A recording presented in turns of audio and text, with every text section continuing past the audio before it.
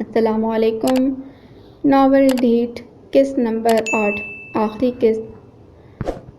یہ آدھی صدی پرانی ایک قلعہ نما پرشکوہ عمارت تھی جس کی اینٹ اینٹ سے تذکر احتشام اور عمارت جھلک رہی تھی۔ گاڑی سے اترتے ہی عبداللہ کو انجان لوگوں نے اپنے حصار میں لے لیا اور انہیں بھی عزت اور احترام سے حویلی کے اندر لایا گیا، جہاں آنٹی بھابھی صبا اور ان کی والدہ کو زنان خانے اور جبکہ ان کے والد اور شاہویر کو مردان خانے لایا گیا۔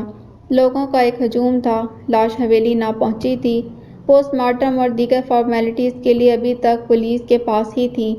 ابھی انہیں بیٹھے آدھا گھنٹہ ہی ہوا تھا، ایک ملازم دونوں کے پاس آیا اور ان سے اندرون حویلی چلنے کی استدعا کی۔ دونوں اس کی پیروی میں مختلف غلام گردشوں سے ہوتے ہوئے قیمتی سامان سے مزین کمرے میں پہنچے، جہاں عبداللہ اپنے دادا کے ہمراہ موجود تھا۔ سوگوار اور عمر رسیدہ ہونے کے باوجود عالمگیر عباسی کے چہرے کی سرخی نمایاں تھی۔ وہ ان کے استقبال میں کھڑے ہوئے، عبداللہ کے سسر سے بڑے اتفاق سے ملے، شاہویر کو بھی گلے لگا کر پیار کیا۔ انہوں نے رسمی طور پر تعزیتی الفاظ دہرائے۔ جواباً دادا پوتا خاموش رہے۔ لاش موصول کرنے کے لیے وہ عباد اللہ کے ساتھ مقامی اسپتال گیا۔ گاڑی سے اترتا دیکھ کر پورا میڈیا ان کی طرف لپکا، لیکن وہ ان کے سوالوں کے جواب میں نو کمنٹس کہتے مردہ خانے پہنچے۔ رسمی کارروائی کے بعد میاں بیوی کی لاشیں وصول کیں اور واپسی حویلی آ گئے۔ وہ تدفین کے بعد دیگر رسومات میں بھی عبداللہ کے شانہ بشانہ رہا۔ مصروفیت کی وجہ سے یاد ہی نہیں رہا کہ فون بند ہے۔ جب رسم خلع کے بعد فون آن کیا تو چند منٹوں کے اندر اندر ان باکس میں سینکڑوں میسیجز آ گئے تھے۔ کچھ تعزیتی میسیج تھے، تاہم اکثریت کا تعلق ایک ہی نمبر سے تھا۔ وہ ابھی میسیجز پڑھ رہا تھا کہ دانیہ کا فون آ گیا۔ نہ چاہتے بھی کال ریسیو کر لی۔ دوسری طرف سے سسکیوں، التجاؤں اور منتوں کی بھرمار ہو گئی۔ جواباً اس نے ہوں ہاں پر ہی اکتفا کیا۔ پھر بار بار ملاقات کی فرمائش شروع ہو گئی، جس کا اس نے کوئی جواب نہیں دیا۔ جب فریق ثانی نے اپنی باتوں کو بے اثر ہوتا دیکھا تو خودکشی کی دھمکیوں پر اتر آئی۔ شاہویر جانتا تھا یہ خالی خولی دھمکیاں نہیں، جذباتی لڑکی کچھ بھی کر سکتی ہے۔ مجبوراً ملاقات کی حامی بھر لی اور کہا وہ لاہور پہنچتے ہی ضرور ملاقات کرے گا، مگر دوسری طرف سے ایک رٹ تھی کہ مجھے ابھی ہی ملاقات کرنی ہے۔ پاگل لڑکی سے بڑی مشکل سے 5 گھنٹے کا وقت لیا۔ عبداللہ نے توہن کرہن جانے کی اجازت دی۔ وہ کار کے بجائے پبلک بس کے ذریعے لاہور کی طرف روانہ ہوا۔ ڈرائیو بس اڈے سے بذریعہ لوکل ٹرانسپورٹ اچرا اسٹاپ پہنچا۔ صرف 3 دن میں ہی گھر کی حالت ابتر ہو گئی۔ شاید ملازمہ نے صفائی تو دور، گھر کا چکر ہی نہ لگایا تھا۔ وہ سیدھا اپنے کمرے میں پہنچا تاکہ احمق لڑکی سے آخری ملاقات کے لیے تیار ہو سکے۔ اس نے نہا دھو کر کپڑے بدلے اور ملاقات کے لیے مختص مقام پر جانے کے لیے جیسے ہی گھر سے نکلا، سڑک کے پار کھڑی پولیس وین سے 2-3 وردی پوش جوان نکل کر اس پر حملہ آور ہو گئے۔ کچھ دیر گلی میں ہی لاتوں اور گھوسوں سے تشدد کرتے رہے، پھر آنکھوں پر کالی پٹی باندھی اور گھسیٹتے وین میں ڈال کر تھانے لے آئے۔ حوالدار اصغر عرف شیش ناگ کے حوالے کر دیا، جو پہلے تو سپاٹ لہجے میں دانیہ کا پتہ پوچھتا رہا۔ چونکہ اسے کچھ معلوم نہیں تھا، انکار سنتے شیش ناگ کے منہ سے جاگ نکلنا شروع ہو گئی۔ وہ طیش میں آ کر وہمانہ تشدد پر اتر آیا۔ شاہویر کافی دیر تشدد سہتا رہا، لیکن جب درد حد سے گزرا تو ہوش کی حد عبور کر گیا۔ آنکھ کھلی تو خود کو بدبودار کمرے میں پایا۔ جب اس کی نوحہ نما رودات ختم ہوئی تو گرد و نواح میں سناٹا چھایا ہوا تھا۔ پرندے کتھا سنتے سنتے سو گئے تھے۔ کنال روڈ اور فیروز پور روڈ پر اکا دکا گاڑیاں نظر آ رہی تھیں۔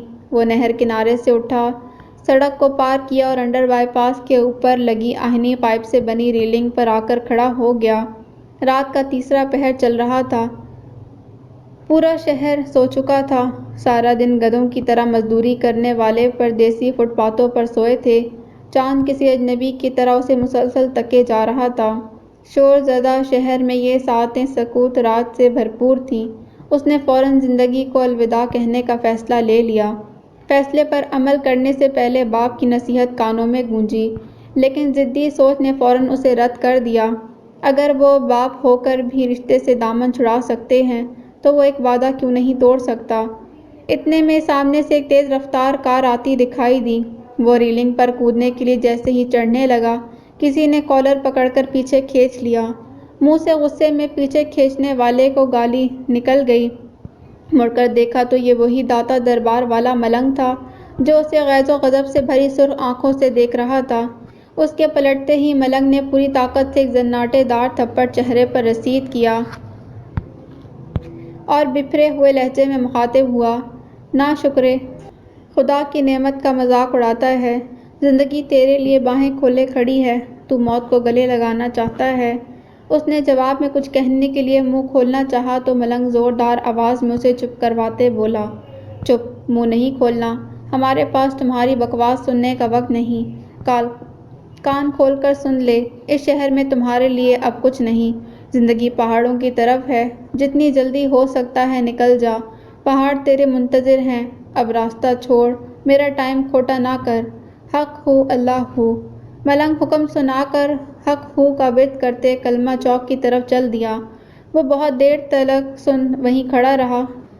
پھر کسی مسجد سے فجر کی اذان ہونے لگی۔ لنگڑاتا پیدل اپنے گھر کی طرف چل دیا۔ بیرونی گیٹ بند تھا۔ جیب میں ہاتھ ڈالا تو چابی ندارد۔ 2-3 بار بیل دینے پر بھی کسی نے دروازہ نہ کھولا۔ تھک ہار کر چند قدم دور مسجد کی طرف چل پڑا۔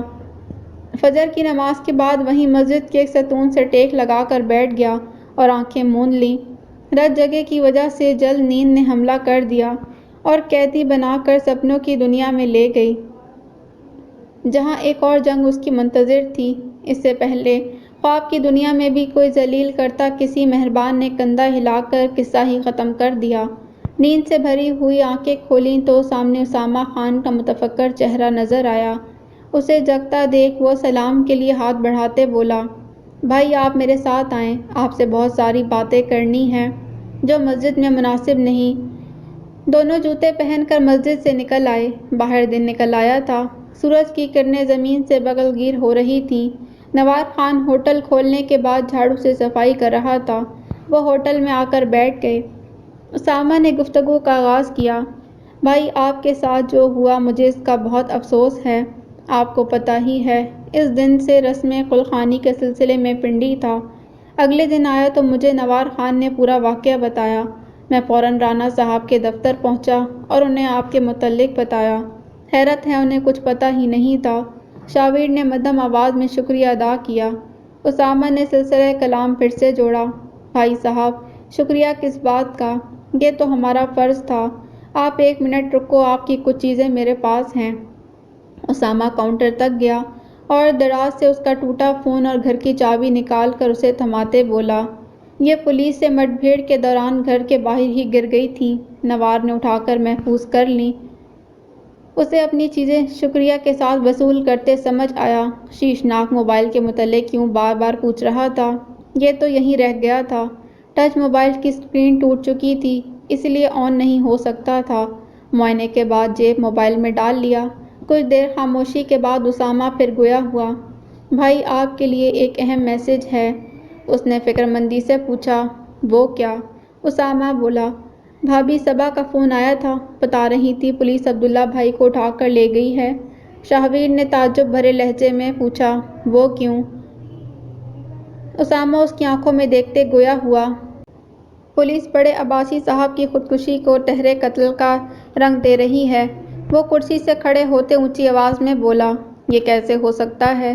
عباس صاحب کا اقبالی بیان ویڈیو کی صورت میں موجود ہے، بلکہ تمام چینلز پر چلا ہے۔ دوسری بات عبداللہ کوئی عام بندہ تھوڑی ہے، اتنے بڑے گھرانے کا چشم و چراغ ہے، پولیس ایسا کیسے کر سکتی ہے؟ اسامہ نے اس کی بات تحمل سے سننے کے بعد جواب دیا، بھائی صاحب اس قتل کو سیاسی رنگ دیا جا رہا ہے۔ حکومتی جماعت چند وومن NGOز سے مل کر پولیس پر پریشر بڑھا رہی ہے، اسی لیے باپ بیٹے کے کشیدہ تعلق اور فائقہ سے جڑے ماضی کو غلط رنگ سے پیش کیا جا رہا ہے۔ لگتا ہے آپ نے کچھ دن سے ٹی وی نہیں دیکھا، میڈیا اسے غیرت کا معاملہ نہیں بلکہ جائیداد کا معاملہ بتا رہا ہے۔ اس نے اسامہ کی بات دھیان سے سنی اور تجسس بھرے لہجے میں سوال پوچھا، یار عبداللہ کے دادا ایک سے ایک بڑے وکیل کر سکتے ہیں، پھر میرے جیسے جونیئر وکیل کی ضرورت کیسے پڑ گئی؟ اسامہ سر ہلاتے بولا، یہ سوال میں نے بھی بھابھی سے کیا، لیکن ان کی جوابی دلیل میں وزن تھا۔ شاویر نے فوراً پوچھا، کیا کہا انہوں نے؟ اسامہ نے بتایا، انہوں نے کہا پیسوں کے عوض اچھے سے اچھا وکیل مل جائے گا، لیکن وہ اس کیس کو صرف کیس سمجھے گا، لیکن تم سگے بھائی کی طرح اس کیس کو دیکھو گے۔ ویسے بھی وہاں وکلاء کا ایک پینل موجود ہے، بس تمہاری موجودگی انہیں راحت بخشے گی۔ اس نے جواب سن کر لمبا سانس لی اور ملنگ کے الفاظ کانوں میں گونجے، پہاڑ تیرے منتظر ہیں۔ وہ ہوٹل سے نکلا تھا کہ پہاڑوں کی طرف رخت سفر باندھے اور شہر لاہور کو الوداع کہتے۔ 5 سال بعد نئے سال کا دوسرا دن تھا۔ شاہویر راولپنڈی کے قہر آلود موسم میں سیشن جج صاحب کی عدالت سے گرما گرم قسم کے کراس ایگزامینیشن کر کے نکلا۔ وہ اس دن کے لیے پچھلے 1 ہفتے سے محنت کر رہا تھا، کیونکہ مقابلے پر فوجداری مقدموں میں راولپنڈی بار کا مشہور اور سینئر ترین نام تھا۔ اس کی بھی جوڈیشنل حلقوں میں شہرت آہستہ آہستہ بڑھ رہی تھی۔ یہ کیس اس کے جوڈیشنل کیریئر کے لیے بہترین ثابت ہونے والا تھا۔ مخالف پارٹی کو مختلف این جی اوز اور مقامی میڈیا کی حمایت کے باوجود عدالت میں اس کی پوزیشن کافی مضبوط تھی۔ آج وہ جس طرح استغاثہ کے گواہان کو ردی کر کے آیا تھا، 100% کیس ان کے حق میں ہونے والا تھا۔ ڈائری میں درج باقی کیسز میں ایسوسی ایٹس حاضری لگوا کر اگلی تاریخیں لے آئے تھے۔ اس کا ارادہ بار روم میں کچھ دیر بیٹھ کر بار پالیٹکس پر گفتگو کرنے کا تھا۔ ابھی چند قدم چلا ہی تھا کہ خوبصورت زنانہ آواز میں اس کا نام پکارا گیا۔ وہ وہیں ساکت ہو گیا۔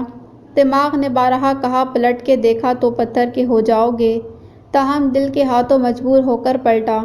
سامنے بلیک اینڈ وائٹ ڈریس میں ایک مسکراتی ہوئی حور کھڑی تھی، جسے دیکھتے ہی دل زور سے دھک دھک کرنے لگا۔ وہ خرامہ خرامہ اس کی طرف بڑھی۔ خاتون کے چہرے پر ناقابل بیاں خوشی چمک رہی تھی۔ اس خوشی کی وجہ اچانک ملاقات تھی یا اس کی کامیاب شادی شدہ زندگی کا ثمر تھا؟ وہ چلتے ہوئے اتنے پاس آ کر کھڑی ہوئی کہ اس کی بے ترتیب سانسوں نے شاہویر کے پورے جسم میں ہنگامہ برپا کر دیا۔ وہ پرتبسم لہجے میں مخاطب ہوئی، کیسے ہو؟ اس نے بہت دیر بعد جواب دیا، جیسے نیند سے جاگا ہو۔ ٹھیک ہوں۔ دانیہ آپ کیسی ہیں؟ وہ آنکھوں میں دیکھتے ہوئے بولی، میں ٹھیک ہوں، تمہارے سامنے ہوں، خود دیکھ لو۔ وہ نظریں چراتا ہوا بولا، گڈ، اچھا ہے، اللہ تمہیں ایسا ہی رکھے۔ دانیہ نے ہلکا سا ہنکار بھرا، پھر خود کو سنبھالتے بولی، ساری گفتگو یہاں کھڑے کھڑے کرو گے؟ شاہویر شرمندہ ہوتے ہوئے بولا، سوری، اگر آپ کو مناسب لگے تو میرے چیمبر میں چلتے ہیں، یہاں پاس ہی ہے۔ دانیہ نے مسکراتے اس بات میں سر ہلایا۔ وہ اپنے ایسوسی ایٹ سے معذرت کر کے چیمبر میں آ گیا۔ منشی کو 2 کپ بہترین چائے اور سنیکس کا کہہ کر مہمان کو اپنے فرنشڈ آفس میں لے آیا۔ دونوں دیر تک آمنے سامنے بیٹھے بنا کچھ کہے ایک دوسرے کو تکے جا رہے تھے۔ 5 سال سے ترسے ہوئے نین لفظوں کی مداخلت پر تیار نہ تھے۔ دروازے پر دستک ہوئی اور منشی گرما گرم چائے کے 2 کپ اور دیگر لوازمات ٹرے میں سجائے اندر داخل ہوا۔ جب منشی ٹرے رکھ کر آفس سے باہر نکلا تو شاہویر نے حق میزبانی نبھاتے ہوئے چائے اور دیگر لوازمات پیش کیے، جسے دانیہ نے شکریہ کے ساتھ قبول کر لیا۔ چائے کے سپ لیتے دانیہ نے استفہامیہ لہجے میں پوچھا، بیوی بچے کیسے ہیں؟ وہ سوال سن کر مسکرایا اور جواباً بولا، میں نے شادی نہیں کی۔ اس نے پھر سوال داغا، کیوں؟ وہ کچھ دیر خالی آنکھوں میں اسے دیکھتا رہا اور پھر شیو شدہ داڑھی کھجاتے شکست خوردہ لہجے میں بولا، میرے جیسے لوگوں کے حصے میں گھر کا سکون کہاں؟ تم بتاؤ اپنے شوہر اور بچوں کے بارے میں۔ جواب سنتے ہی دانیہ کے مضطرب چہرے پر سکون سا آ گیا۔ اس نے اطمینان سے چائے کے 2-3 سپ لیے اور اگلا سوال کیا، شادی کیوں نہیں کی؟ شاہویر جو اسے اپنے سامنے دیکھ کر ماضی کی دہلیز پر اتر چکا تھا، خیالوں کی دنیا سے پلٹتے ہوئے بولا، پے در پے 2 غلطیوں سے اتنا تو سمجھ گیا ہوں کہ میرے نصیب میں محبت، شادی اور گھر کی لکیر ہی نہیں، پھر کوشش کر کے بار بار ذلیل کیوں ہوا جائے؟ دانیہ جواب سن کر مسکرائی اور آگے جھکتے استفہامیہ لہجے میں پوچھا، تمہیں ایسا کیوں لگتا ہے؟ اس نے زوردار قہقہ لگایا اور طنز کے تیر برساتے بولا، یہ سوال کم از کم تمہارے منہ پر نہیں جچتا۔ اگر تم اپنی شادی شدہ زندگی کو ڈسکس نہیں کرنا چاہتی تو اوکے، کوئی اور بات کر لو، لیکن یہ سب مت پوچھو۔ ان سوالوں کے جواب نہ میں دینا چاہوں گا اور نہ ہی تم سے سنے جائیں گے۔ وہ جواب سن کر ایک لمحے کے لیے چپ ہو گئی اور خود کو سنبھالتے دھیمے لہجے میں بولی، تم سے کس نے کہہ دیا کہ میں اپنی زندگی کو ڈسکس نہیں کرنا چاہتی؟ بس گزرے ہوئے 5 سالوں کے متعلق کئی سوال میرے من میں تھے، اسی لیے پوچھ لیا۔ سوری تمہیں اگر برا لگا۔ کچھ دیر دونوں کے بیچ خاموشی رہی، پھر اسے شاہویر کی آواز نے توڑا، تمہیں یہ جاننا ہے نا کہ ان 5 سالوں میں مجھ پر کیا کیا گزری؟ تو سنو، میں اس دن راولپنڈی سے لاہور واپس آیا تھا، لیکن وہاں پہنچتے ہی پولیس زبردستی اٹھا کر تھانے لے گئی اور کئی دن ٹارچر کرتی رہی، بار بار تمہارے متعلق سوال کرتی رہی، لیکن میرے پاس تو ان باتوں کا کوئی جواب نہیں تھا۔ جب انہیں مطلوبہ جواب نہ ملا تو ان کا ٹارچر شدید تر ہو گیا۔ وہ تو اللہ بھلا کرے رانا شاہد صاحب کا، جنہوں نے سیاسی اثر و رسوخ کا استعمال کر کے مجھے ان کے چنگل سے بازیاب کروایا۔ تمہارے والد نے میری جان بخشی تو کر دی، تاہم ساتھ ہی مستقل لاہور چھوڑنے کی شرط رکھ دی۔ پولیس نے اپنے طور پر تو میرے اندر عاشقی کا کیڑا اچھے سے مار دیا تھا، مگر حقیقت میں وہ بے ہوش ہوا تھا، مرا نہیں تھا۔ اندر کے باغی نے بہت اکسایا کہ میدان چھوڑنا بزدلی ہے، ڈٹ کر مقابلہ کیا جائے، لیکن قدرت کو شاید منظور نہیں تھا۔ فون ٹوٹنے کی وجہ سے سب کانٹیکٹ نمبر ضائع ہو گئے۔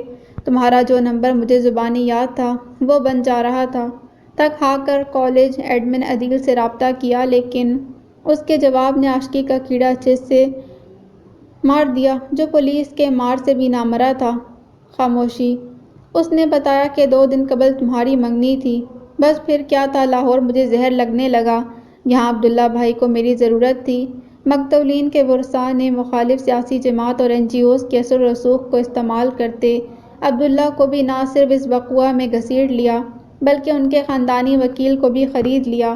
وکیل صاحب کی مہربانی کے سبب کیس کافی خراب ہو چکا تھا، لیکن شکر الحمدللہ خدا نے مجھے عزت بخشی اور وہ ان تمام کیسز سے باعزت بری ہو گئے۔ اس کے بعد انٹی نین اور عبداللہ کے پرزور اصرار پر یہیں پنڈی میں پریکٹس شروع کر دی۔ بس اللہ نے آج تک بھرم رکھا ہوا ہے، صبح ہوتے ہی کچہری آ جاتا ہوں، رات گئے سونے کے لیے گھر واپس چلا جاتا ہوں۔ پچھلے 5 سالوں میں کسی باوفا محبوبہ کی طرح دن رات یہ فائلز اور کتابیں مجھے اپنی باہوں میں لگائے رکھتی ہیں۔ بس اتنی سی میری کہانی ہے، اور کچھ پوچھنا ہے؟ وہ اپنی آپ بیتی سنا کر خاموشی سے سامنے رکھی فائل کو پڑھنے لگا۔ دانیہ کے ہونٹوں پر ایک مسکراہٹ ابھری۔ وہ اچھی طرح جانتی تھی کہ شاہویر فائل پڑھنے کی ایکٹنگ کر رہا ہے، حقیقت میں نظریں ملانے سے ڈر رہا ہے۔ وہ گلا کھنکارتے ہوئے بولی، میری شادی نہیں ہوئی ابھی تک۔ یہ فکرہ کسی ایٹم بم کی طرح اس کے اعصاب پر آ کر برسا۔ بے یقینی سے بھری نظریں فائل سے اٹھ کر سامنے بیٹھی محبوبہ کی نظروں سے جا ٹکرائیں، جو کتنی دیر سے سنگم کی متلاشی تھی۔ ترسے 2 نین ملے تو وقت ٹھہر گیا۔ اسے اپنی سماعتوں پر یقین نہ آ رہا تھا۔ کنفرم کرنے کے لیے کانپتی آواز میں پوچھا، کیوں نہیں ہوئی شادی؟ وہ جانتی تھی یہ سوال آئے گا، اسی لیے پہلے سے تیار تھی۔ منحوس عورتوں سے کوئی شادی نہیں کرتا، خواہ وہ کتنی ہی خوبصورت کیوں نہ ہوں، دانیہ نے اس کی آنکھوں میں دیکھتے جواب دیا۔ مبہم جواب نے تشنگی اور بڑھا دی، اسی لیے شاہویر کو اضطرابی لہجے میں پوچھنا پڑا، کون منحوس؟ کیسے منحوس؟ مجھے کچھ سمجھ نہیں آیا۔ اس کا سوال سن کر دانیہ کے ہونٹوں پر زخمی مسکراہٹ ابھری اور جواباً بولی، میں یعنی دانیہ عدنان منحوس، اور کون؟ وہ سوالیہ نظروں سے اسے تکے جا رہا تھا، چہرے پر واضح لکھا تھا کہ کچھ پلے نہیں پڑا۔ وہ بات کو کلیئر کرتے ہوئے بولی، میں اپنی کہانی سنانا شروع کرتی ہوں، تب سمجھ آئے گی تمہیں۔ یہ تو تم جانتے ہو نا کہ فون آن ہونے کے سبب میں نے ابو اور تمہارے بیچ ہونے والی ساری گفتگو سن لی۔ تمہارے جانے کے بعد جب وہ گھر آئے تو ہمارے بیچ اچھا خاصا جھگڑا ہوا۔ انہوں نے مجھ پر واضح کر دیا کہ کسی بھی صورت تمہیں داماد کے روپ میں قبول نہیں کریں گے۔ میں نے بھی انہیں صاف صاف بتا دیا کہ میں تمہارے علاوہ کسی اور سے شادی نہیں کروں گی۔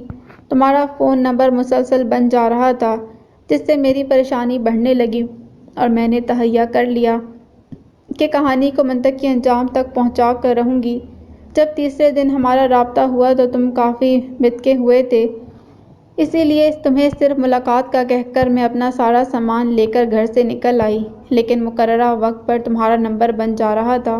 مجھے کسی گڑبڑ کا اندیشہ ہوا تو میں اپنی سہیلی امبر جو یہاں گرلز ہاسٹل میں رہتی تھی اس کے پاس چلی گئی۔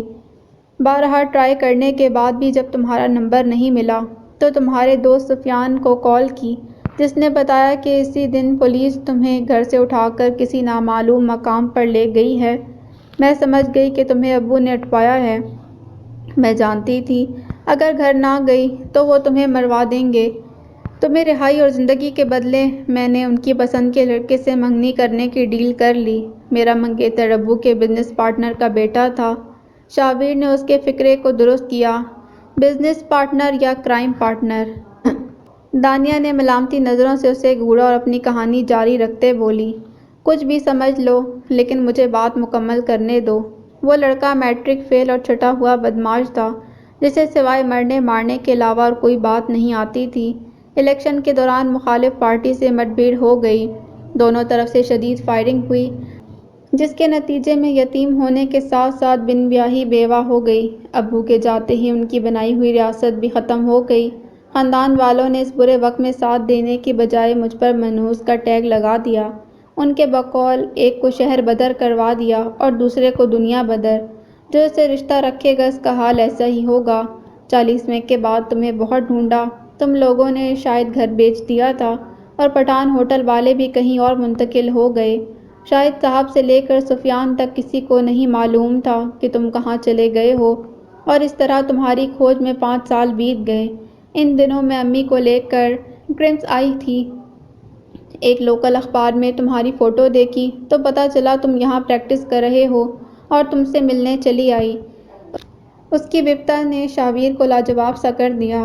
کورٹ میں بے ساختہ مدلل بحث کرنے والا شخص گونگا بن کر رہ گیا تھا جو اس کا پیدائشی مسئلہ تھا۔ اکثر حساس لمحات کے دوران اس کی قوت گویائی جواب دے جاتی تھی۔ غیر ارادی طور پر اس نے تقریباً ہکلاتے ایک فقرہ ادا کیا جس کی ادائیگی کے لیے وہ اپنے لفظوں پر نادم ہو گیا۔ مجھ سے شادی کرو گی؟ دانیہ فقرہ سنتے ہی مسکرائی اور مخصوص لاہوری زبان میں جگت کرتے بولی، نہیں ہوڑ جڑے میں 5 سال تینوں لبھن دے لائی نہیں، کیڑا تیرے کولوں پکو کروانی سی۔ شابیر نے زوردار کہکا لگوایا اور ہنستے ہنستے بولا، چلو میں تمہیں نین آنٹی سے ملواتا ہوں، پھر تمہاری امی کے پاس جائیں گے، اب اور انتظار نہیں ہو سکتا۔ وہ اسے پیار سے گھورتے بولی، اچھا جی اب بڑی تیزی دکھا رہے ہو، پہلے چلو مما سے تو مل لو، شاید تم سے مل کر ان کی آدھی بیماری ختم ہو جائے۔ ابو کے بعد انہیں دن رات میری ہی ٹینشن رہتی ہے۔ انہوں نے پتہ نہیں کس کس مزار پر جا کر تمہارے مل جانے کی دعا نہیں کی؟ شابیر نے پوچھا۔ ان کے جگر کا مسئلہ حل نہیں ہوا ابھی تک؟ دانیہ اپنی انگلی کو گھورتے ہوئے بولی، جگر کا مسئلہ تو اپنی جگہ، اب تو دل بھی مسئلے کرنا شروع ہو گیا۔ اب یہیں حال جال پوچھو گے، ہسپتال جانے کا موڈ نہیں کیا؟ وہ اپنی نشست سے اٹھتے ہوئے بولا، چلو پھر نیک کام میں دیر کیسی۔ دونوں فوراً اپنی اپنی گاڑی پر ہسپتال پہنچے۔ دانیہ کے چہرے پر ایک ناقابل بیاں خوشی جھلک رہی تھی۔ اس نے ہارٹ ہسپتال میمز کا ایک نجی روم اپنی والدہ کے لیے مخصوص کروا رکھا تھا۔ جب دونوں کمرے میں داخل ہوئے تو شابیر پر نظر پڑتے ہی دانیہ کی والدہ بازوؤں کو پھیلاتے مخاطب ہوئیں، بیٹا 5 سال لگا دیے تم نے آنے میں، دیکھ لو تمہیں کھوجتے کھوجتے دل کا مرض لگوا بیٹھی ہوں۔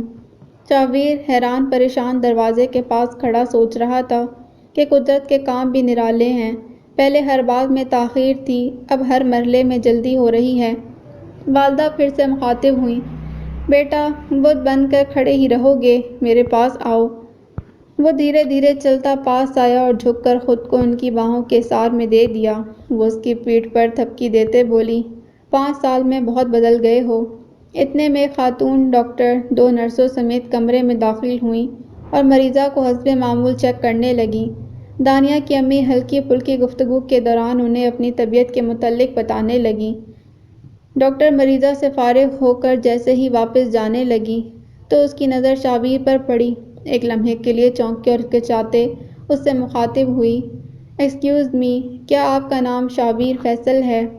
ڈاکٹر کے سوال پر تینوں چونکے اور شابیر ہنستے ہوئے جواب دینے لگا، جی محترمہ میرا نام شابیر ہی ہے، آپ کیسے جانتی ہیں؟ جواب سن کر ڈاکٹر کے چہرے پر مسکراہٹ ابھری، اور 1 منٹ رکنے کا اشارہ کرتے اپنے بیگ سے فون نکالا اور کوئی نمبر ڈائل کیا۔ شابیر کو ڈاکٹر کا رویہ بہت پراسرار لگا۔ وہ خود کلامی کے انداز میں دانیہ کی طرف متوجہ ہوتے ہوئے بولا، اخبار میں ایک انٹرویو کیا چھپا، میں تو کسی فلم سٹار کی طرح مشہور ہو گیا۔ جواباً دانیہ نے صرف مسکرانے پر اکتفا کیا۔ وہ خود بھی حیرت سے اس ڈرامے کے ڈراپ سین کا انتظار کر رہی تھی۔ دوسری طرف کسی نے جیسے ہی کال موصول کی، ڈاکٹر تیز تیز لہجے میں گویا ہوئی، کدھر ہیں آپ؟ جلدی سے وارڈ میں آئیں، میں لاہور والی آنٹی کے روم میں ہوں۔ دوسری طرف سے کچھ کہا گیا تو جواباً ڈاکٹر ڈانٹنے والے انداز میں بولی، زیادہ سوال نہیں، بس جلدی پہنچو، تمہارے ہر سوال کا جواب یہاں ملے گا۔ ڈاکٹر نے اتنا کہہ کر فون کاٹ دیا اور اطمینان سے وہاں پڑی کرسی پر بیٹھ گئی۔ روم میں موجود تمام نفوذ اس سچویشن پر حیرت زدہ تھے۔ دانیہ کی والدہ ڈاکٹر سے متکلم ہوتے ہوئے بولی، بیٹا مجھے تو کچھ بتا دو، کہیں اتنے سسپینس میں مجھے ہارٹ اٹیک ہی نہ ہو جائے۔ ڈاکٹر نے مسکراتے جواب دیا، آپ ٹینشن نہ لیں، 2 منٹ میں آپ کو سب پتہ چل جائے گا۔ دانیہ اب شکی نگاہوں سے شابیر کو دیکھنے لگی۔ جواباً اس نے کندھے اچکا کر سچویشن سے لاعلم ہونے کا اعلان کیا۔ 5 منٹ بعد کمرے کا دروازہ کھلا اور ایک شخص سفید کوٹ میں اندر داخل ہوا۔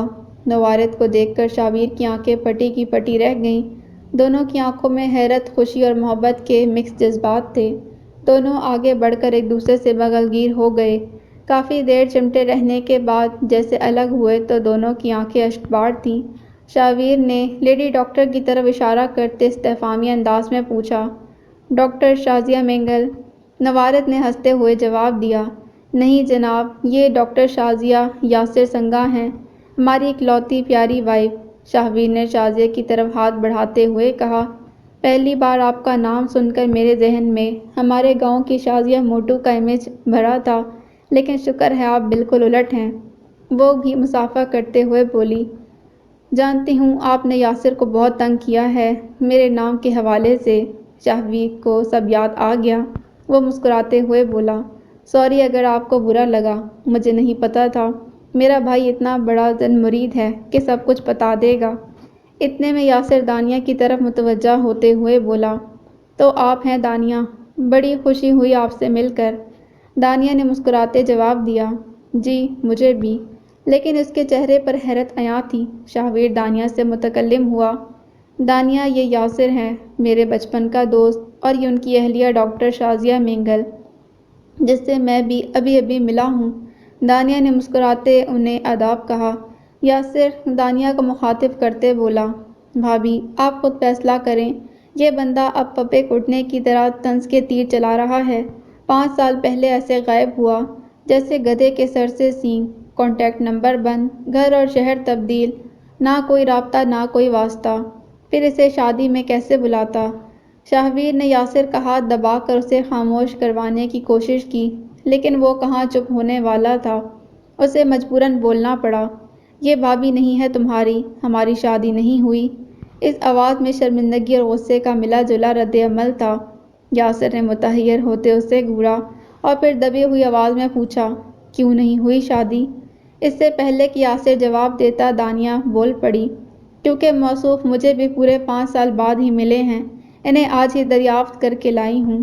یاسر شابیر پر مصنوعی غصہ دکھاتے ہوئے بولا، او مسٹر، مجھ سے بھی رابطہ نہیں، دانیہ سے بھی نہیں، پھر کس بل میں گھسے رہے 5 سال؟ شابیر اس کا ہاتھ دباتے ہوئے بولا، او یار یہ ایک لمبی کہانی ہے، ٹھنڈ رکھ بتا دوں گا۔ یاسر نے ہاتھ جھٹکتے ہوئے ڈانٹ پلائی، ایک تو میں تمہاری اس لمبی کہانی سے عاجز ہوں، لگتا ہے تمہیں لمبا ڈالنا پڑے گا، پھر بکو گے لمبی کہانی۔ لمبی کہانی کو کھینچا۔ جواباً شابیر نے صرف مسکرانے پر اکتفا کیا۔ یاسر کو جیسے کچھ یاد آیا اور اس کے کندھے پر تھپکی دیتے گویا ہوا، جلدی چل، تمہیں کسی سے ملانا ہے۔ اس نے استفہامیہ لہجے میں پوچھا، کس سے؟ یاسر پھر ڈانٹتے ہوئے بولا، ایک تو سوال بہت کرتا ہے، جا کر دیکھ لینا، یہ چند قدموں کا فاصلہ ہی تو طے کرنا ہے، کسی بات کا سسپینس بھی رہنے دیا کرو۔ شابیر ضدی اور حتمی لہجے میں بولا، نہیں پہلے بتاؤ پھر جاؤں گا، ساری زندگی سسپینس میں ہی گزر گئی ہے، اب اور سسپینس نہیں چاہیے۔ یاسر نے لمبا سانس لیتے اپنی وائف کی طرف دیکھا جہاں واضح لکھا تھا کہ بتا دو۔ وہ دھیرے سے بولا، آنٹی یعنی تمہاری ماں ایڈمٹ ہے یہاں، ایک لمبے عرصے سے تمہیں ملنے کو بول رہی ہیں، تاہم تمہارا راتوں کوئی اتا پتہ ہی نہیں تھا۔ چل شاباش، پہلے آنٹی انکل سے مل لو۔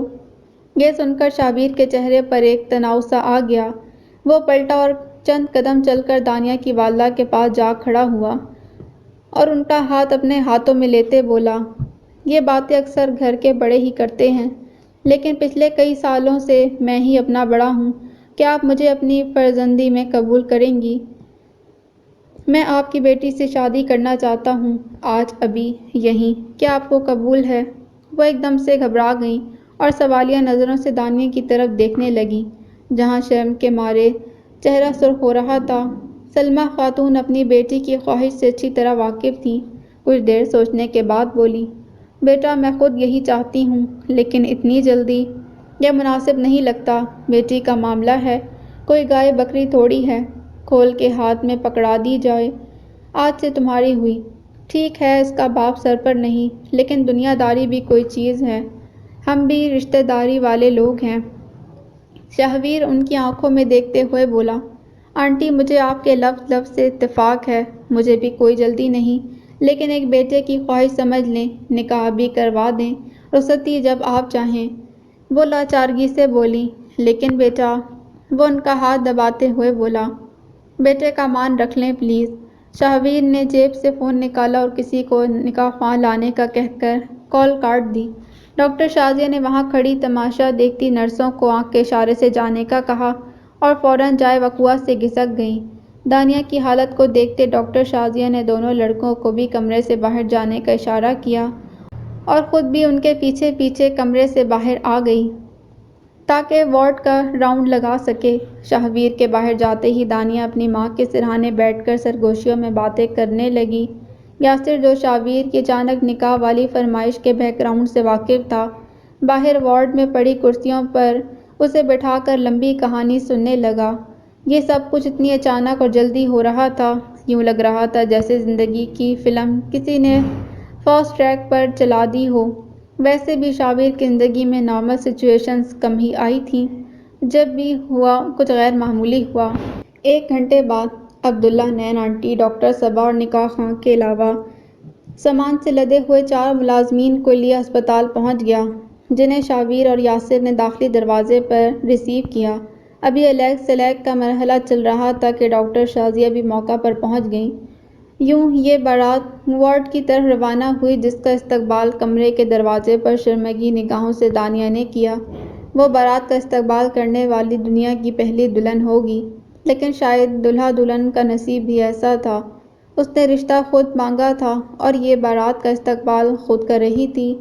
دعا سلام کے بعد نین آنٹی نے ڈاکٹر صبا کو مخصوص اشارہ کیا، جس کے بعد ڈاکٹر شازیہ کے ہمراہ دلہن کو لیے کمرے سے باہر چلی گئیں۔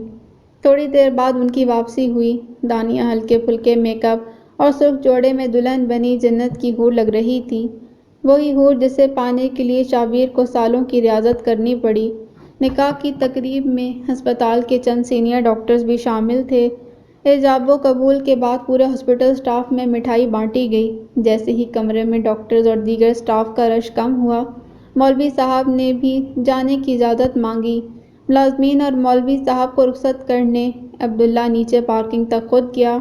جب واپس آیا تو مسکرائے جا رہا تھا۔ ڈاکٹر صبا نے وجہ پوچھی تو کہنے لگا، یار نکاح خواں کی بات پر ہنس رہا ہوں، کہہ رہے تھے کچہری اندر وکیلوں کے جھرمٹ میں کئی ڈاکٹروں کی شادی تو ہوتے دیکھی، لیکن یہاں تو معاملہ ہی الٹ ہے۔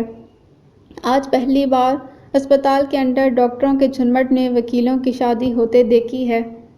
اس کی بات سن کر سب ہنس پڑے۔ آنٹی اور عبداللہ وغیرہ بھی کچھ دیر بیٹھنے کے بعد چلے گئے۔ لوگوں کا ہجوم چھٹنے کے بعد یاسر شاہویر کے پاس آیا اور کان میں سرگوشی کرتے بولا، اگر تمہاری نوٹنکی ختم ہو گئی ہو تو آنٹی سے مل لیں۔ شاہویر اس کی آنکھوں میں دیکھتے بولا، چل جگر تمہاری آنٹی سے مل لیتے ہیں، بس 1 منٹ رکو۔ وہ چھوٹے قدم لیتا ہوا دانیہ کے پاس پہنچا، جو اپنی ماں سے سرگوشیوں میں مصروف تھی۔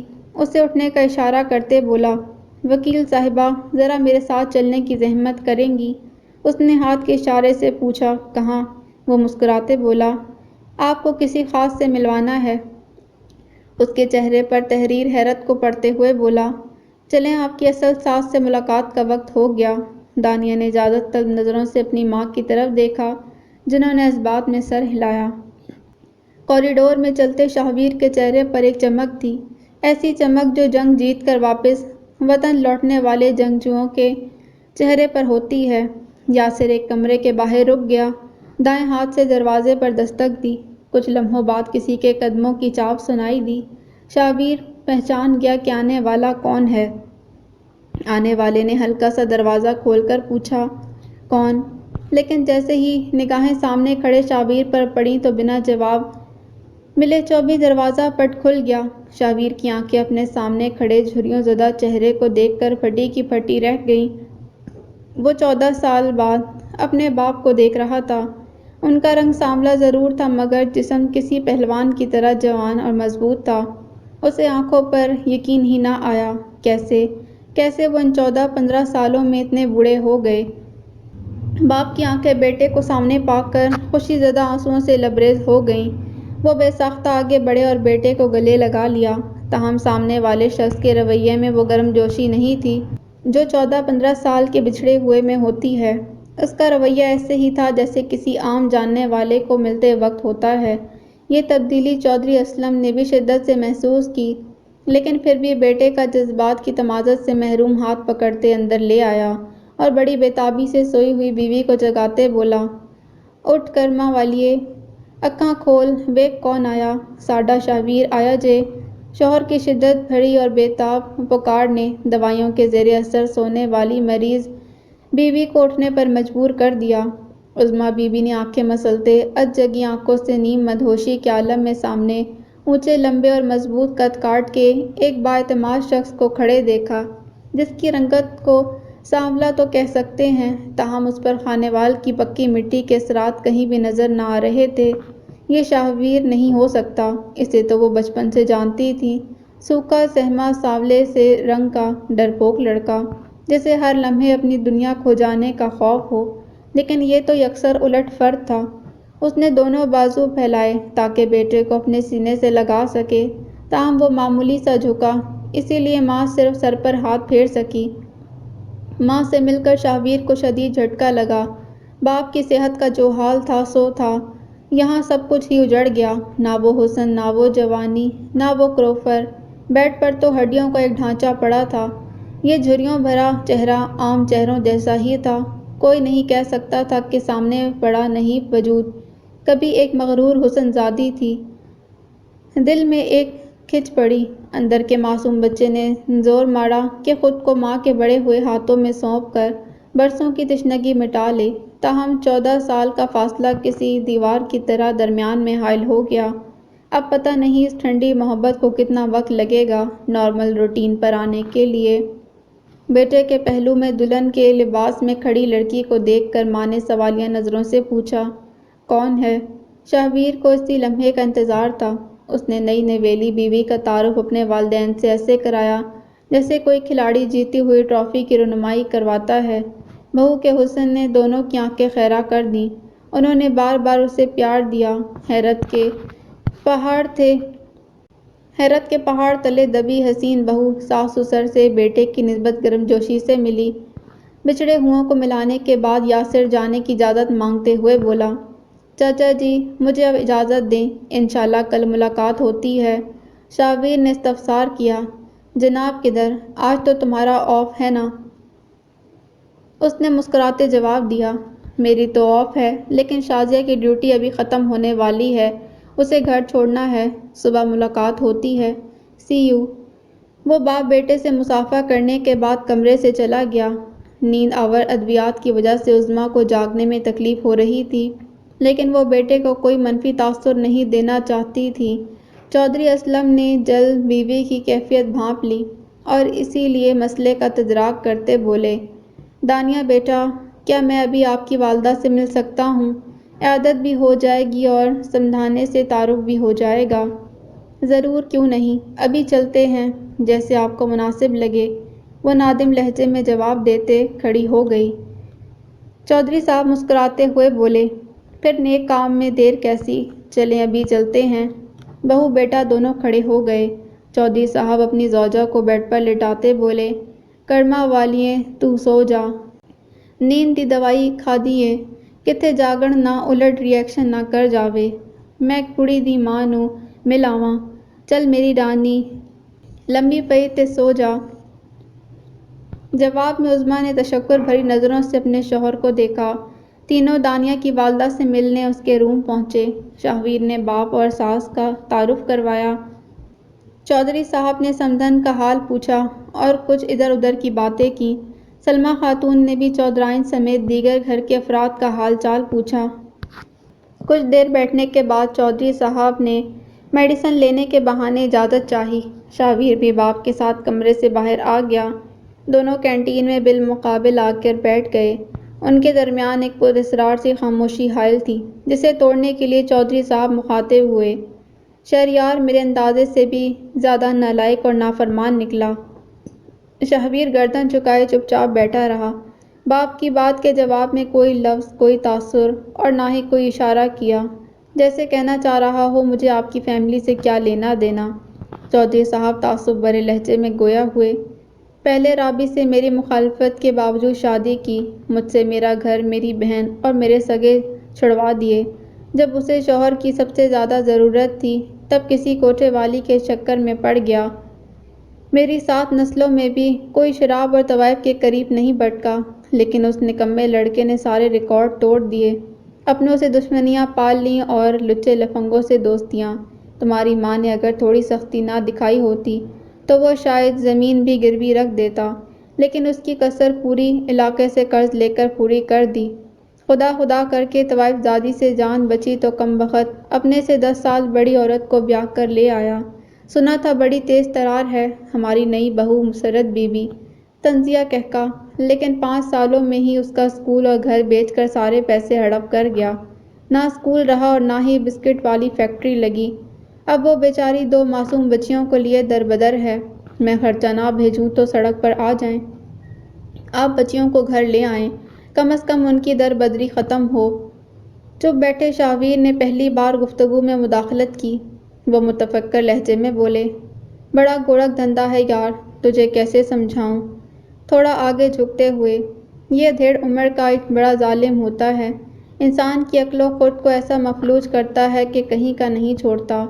شاہویر بڑبڑاتے ہوئے بولا، عشق کسی بھی عمر میں ہو عقل کا دشمن ہی ہوتا ہے۔ چودھری صاحب طنزیہ مسکراتے بولے، یہ ہر کام کی ایک عمر ہوتی ہے، نادانی والے کام لڑکپن میں ہی اچھے لگتے ہیں، میچور ایج میں کرو گے تو زیادہ نقصان اٹھاؤ گے۔ شاہویر نے جواباً مسکرانے پر اکتفا کیا۔ بیٹے کو خاموش پا کر چودھری صاحب نے سلسلہ کلام وہیں سے جوڑا جہاں سے ٹوٹا تھا۔ بظاہر تیز ترار نظر آنے والی ہماری ادھیڑ عمر بہو رانی عشق کے ہاتھوں ابھی بھی بے وقوف بن رہی ہے۔ اس احمق عورت کو گھر اور اسکول گنوانے کے بعد بھی ہوش نہیں آیا، ابھی بھی شوہر کو چھوڑنے پر راضی نہیں۔ شاہویر نے دل میں سوچا، چودھری صاحب آپ میاں بیوی کو نہ بیٹے پالنے آئے نہ رکھنے۔ وہ سرسری لہجے میں بولا، تو آپ اس کے شوہر کو بھی لے آئیں، کم از کم بچیاں تو دربدری کی ضلالت سے بچ جائیں گی۔ جو بھی ہے تو آپ کا خون، اوپر سے بیٹیاں ہیں، چھوٹے موٹے مسئلوں کی وجہ سے اب اپنی عزت تو دربدر کرنے سے رہے۔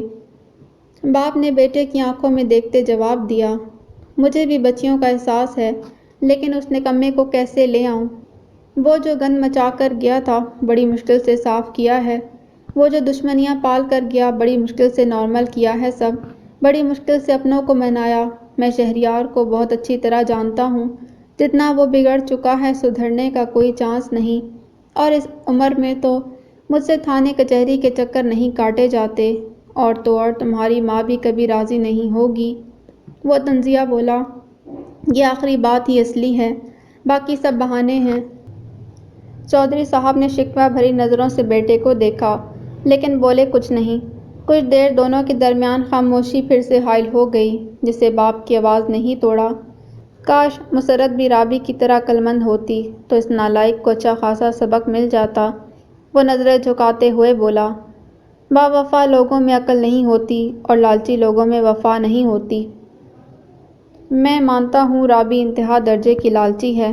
میں یہ بھی مانتا ہوں وہ شروع سے ہی عیش و آرام کی متلاشی رہی ہے، اسی لیے مجھے پسند نہیں رہی۔ لیکن یہاں معاملہ بہت الٹ ہے بیٹا۔ شوہر کی ٹھکرائی ہوئی عورت کتنی بھی حسین ہو، مٹی ہو جاتی ہے، بے مول۔ عورت سب کچھ برداشت کر سکتی ہے، اپنے جذبوں کی توہین برداشت نہیں کر سکتی۔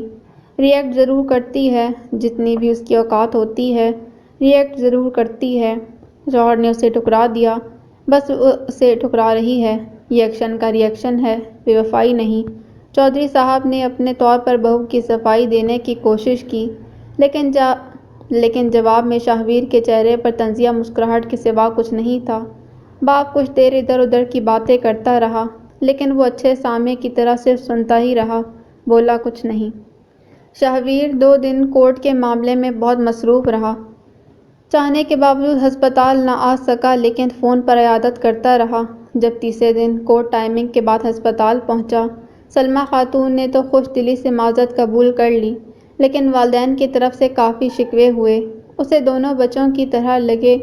حقیقتاً ماں باپ سے مل کر اسے مایوسی کی طرح ساتھ دکھ بھی بہت ہوا۔ وہ کچھ دیر والدین کے پاس بیٹھا رہا، پھر بالکنی میں آ کر کھڑا ہو گیا۔ سوچوں کے لشکر نے ذہن پر حملہ کر دیا۔ وقت بھی کیا ظالم شے ہے۔ خوش نما محل ہو، حویلی، معمولی مکان ہو یا کوئی جھونپڑی، جب بھی وہ اپنا قہر برساتا ہے، ہر چیز کھنڈر کر دیتا ہے، حتیٰ کہ نشان تک مٹا دیتا ہے۔ اور انسان تو ٹھہرا ہی ناقص العقل، درخت کے پتوں کی طرح چند ساتوں کو عروج ابدی سمجھ لیتا ہے، غرور کے نشے میں جھومتا ہے، پھڑپڑاتا ہے، دوسروں کا تمسخر اڑاتا ہے، اور جیسے ہی خزاں آتی ہے تب اس کا مسکن مٹی، دھول اور لوگوں کے پیروں تلے ہو جاتا ہے۔ خیالات کے حملے کو دانیہ کی آمد نے شکست دے دی۔ وہ پہلو میں کھڑے ہوتے گویا ہوئی، کن سوچوں میں گم ہو۔ وہ پلٹا اور مصنوعی مسکراہٹ چہرے پر سجاتے ہوئے بولا، جناب ہم نے کن خیالوں میں گم ہونا ہے؟ میرا خواب خیال اور خواہش حقیقت بن کر میرے سامنے کھڑی ہے، بس آنے والے خوشگوار دنوں کا سوچ کر لطف لے رہا تھا۔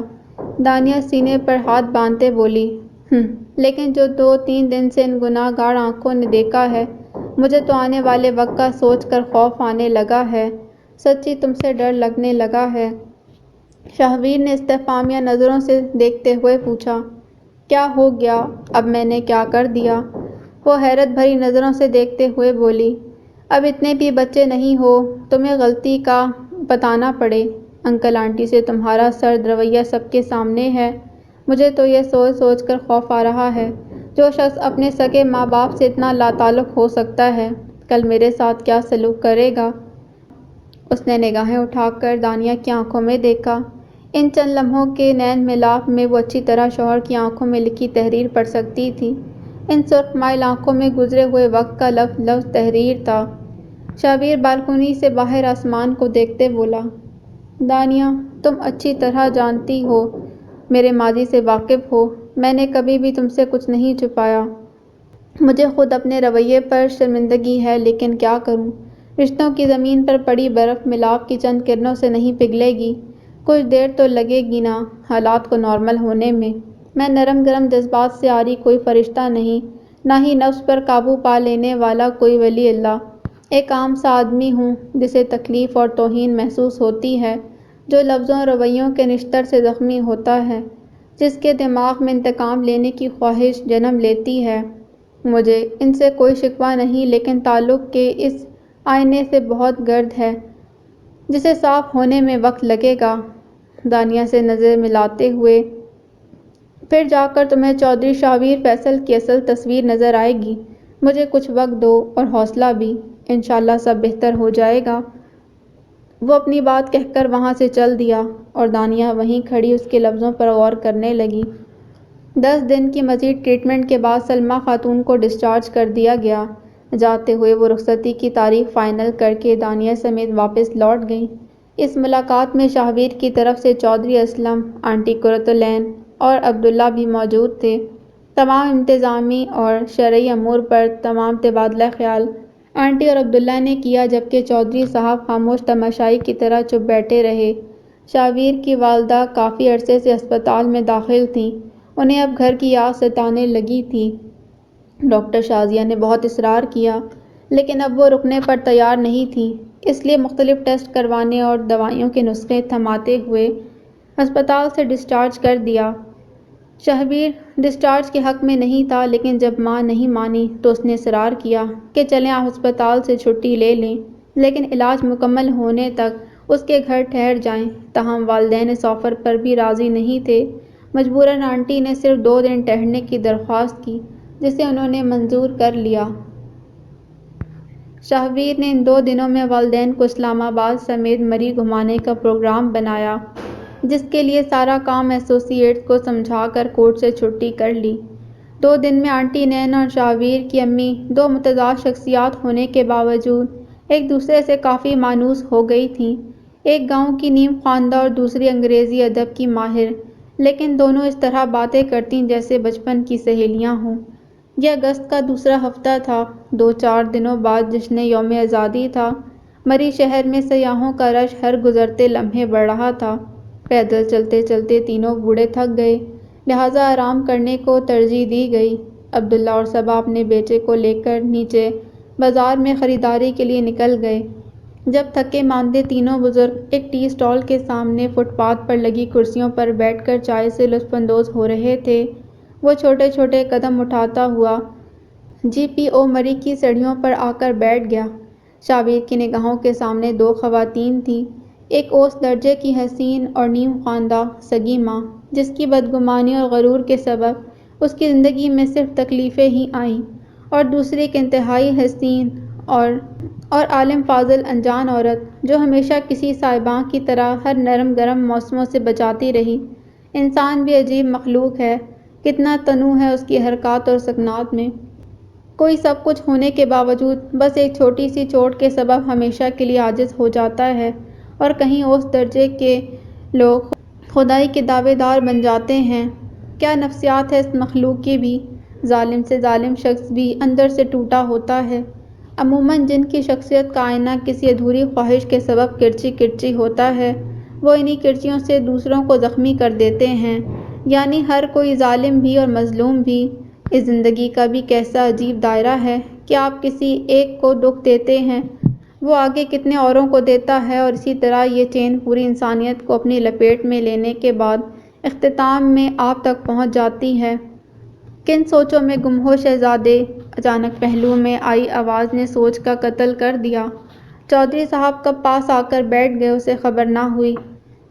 میں سوچ رہا تھا کہ خدا انسان سے کبھی ناانصافی نہیں کرتا، اگر کسی سے کچھ چھین لیتا ہے تو بہتر سے بہتر متبادل دیتا ہے، اس نے سامنے دیکھتے جواب دیا۔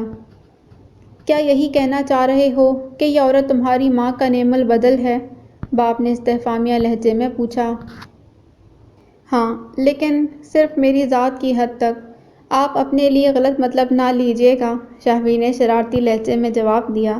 چودھری اسلم کچھ دیر اسے خالی نظروں سے گھورتے رہے اور پھر عجیب سے لہجے میں بولے، تم اس عورت کو سچ میں اتنی فوقیت دیتے ہو یا ہمیں جلانے کے لیے ایسا کر رہے ہو؟ شہبیر کو سوال سن کر جھٹکا لگا۔ باپ کی آنکھوں میں دیکھتے استفسار کیا۔ کیوں؟ میں آپ لوگوں کو جلانے کے لیے ایسا کیوں کروں گا؟ انہوں نے سامنے دیکھتے جواب دیا۔ لازمی سی بات ہے، تم پچھلے 14-15 سالوں کا بدلہ لے رہے ہو۔ شہبیر کے چہرے پر ایک طنزیہ مسکراہٹ ابھری اور سامنے بیٹھی ان عورتوں کو دیکھتے بولا، جس عورت کا ذکر کر رہے ہیں نا، وہ میری محسنہ ہے۔ اس نے مجھے تب اپنایا جب اپنوں نے ٹھوکر مار کر اپنی زندگیوں سے نکال دیا تھا۔ اس انجان عورت نے مجھے تب اپنے گھر میں جگہ دی جب میری جیب خالی تھی۔ اس انجان عورت نے تب اس لڑکھڑاتے لڑکے کو چلنا سکھایا جب اپنوں نے بے ساکھیاں چھین لی تھیں۔ جب لاچاری سے رویا تو میرے آنسو پوچھے۔ کہنے کو تو میرا اس سے کوئی رشتہ نہیں، ہم شرعی قانونی طور پر نامحرم ہیں، مگر مجھے اس کے لمس میں ماں کے رشتے کی خوشبو آتی ہے۔ وہ جب بھی میرا تعارف اپنے بیٹے کے طور پر کرواتی ہیں، مجھے حقیقت کا گماں کیوں ہوتا ہے؟ آپ نہیں سمجھیں گے چودھری صاحب، آپ نہیں سمجھیں گے۔ بولتے بولتے اس کی آواز بلند ہو گئی۔ آس پاس کے لوگ مڑ کر انہیں دیکھنے لگے۔ کچھ دیر خاموش رہنے کے بعد پھر اپنے باپ سے مخاطب ہوا۔ مجھے آپ کی بیوی سے کبھی شکوہ نہیں تھا، نہ ہے، نہ ہوگا۔ ہاں، آپ پر مان بہت تھا، لیکن وہ مان بھی بار بار ٹوٹا۔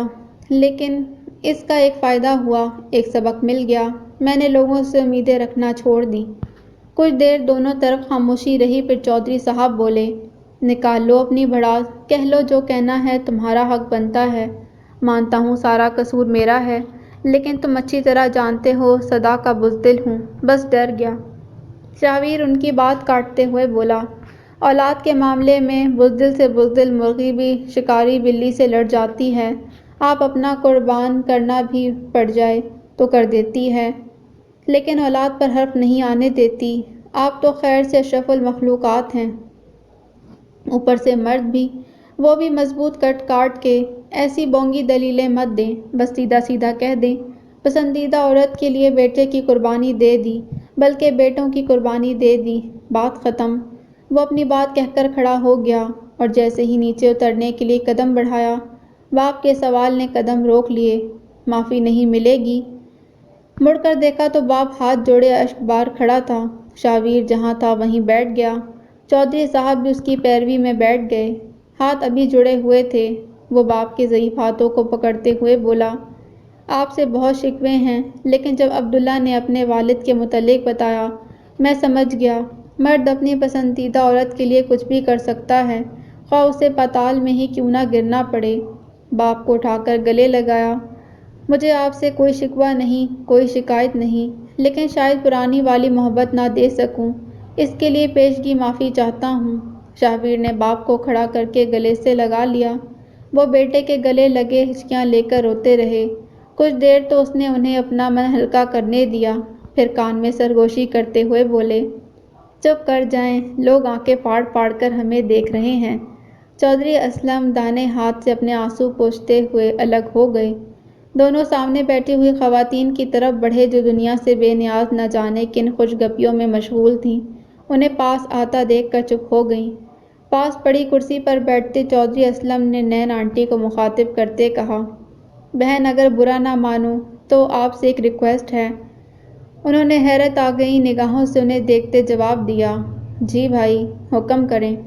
کچھ دیر چپ رہنے کے بعد چودھری صاحب بولے، بہن اگر آپ کی رضامندی ہو تو ہماری اپنی بیوی کی طرف اشارہ کرتے عرض ہے کہ شاہویر کی رخصتی چاہیں جہاں مرضی کر لیں، تاہم ایک ولیمہ ہماری آبائی حویلی میں بھی ہو جائے تو ہماری مرجھائی ہوئی زندگی میں کچھ دیر کے لیے صحیح بہار آ جائے گی۔ چودھری صاحب کی خواہش سن کر آنٹی دنگ رہ گئیں اور شرمندہ شرمندہ لہجے میں بولیں، اتنی عزت افزائی کا بہت بہت شکریہ، لیکن بھائی صاحب یہ آپ کیسی باتیں کر رہے ہیں؟ آپ کا اپنا بیٹا ہے، جو چاہے کریں، مجھ ناچیز سے اجازت کیوں؟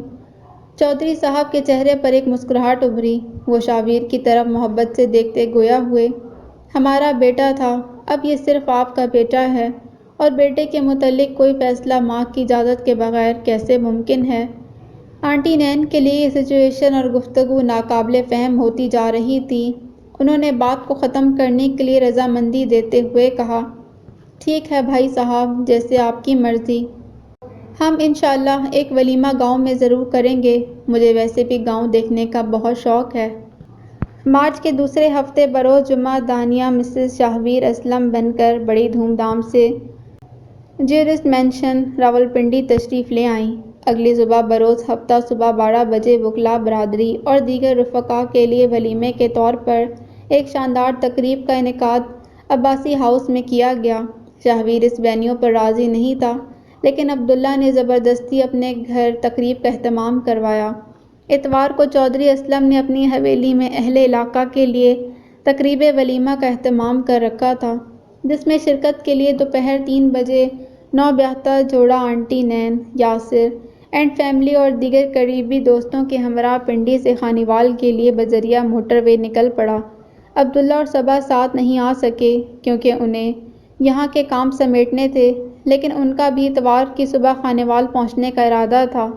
وہ 2 گاڑیوں میں تقریباً 9 بجے شام کوٹ انٹرچینج خانیوال پہنچے۔